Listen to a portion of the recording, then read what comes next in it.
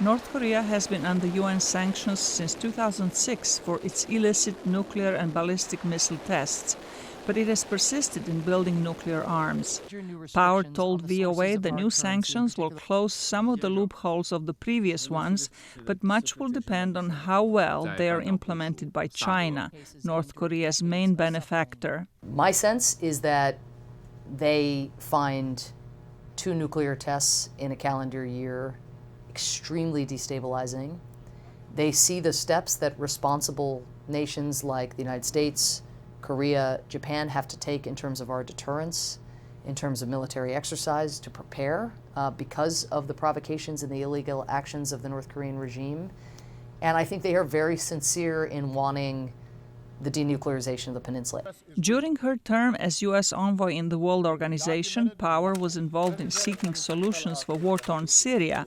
The latest UN proposal to create an autonomous zone in rebel-controlled eastern Aleppo has been flatly rejected by the Syrian government, whose forces are now carrying out brutal attacks on the area. The air attacks by the Syrian regime, aided by the Russian Federation, are going to stain the conscience of those countries who carried them out, stain history, and they will be something that people will speak about generations hence as defining actions by President Assad and by President Putin.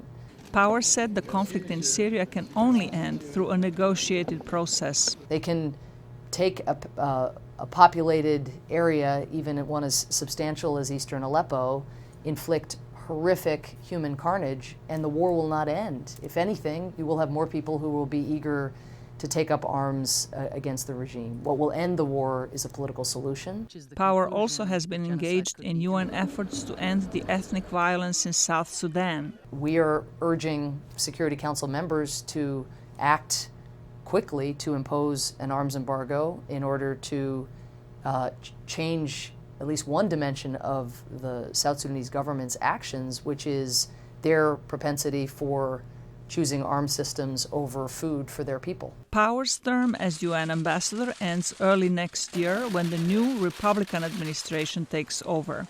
Zlatica Hoke, VOA News, Washington.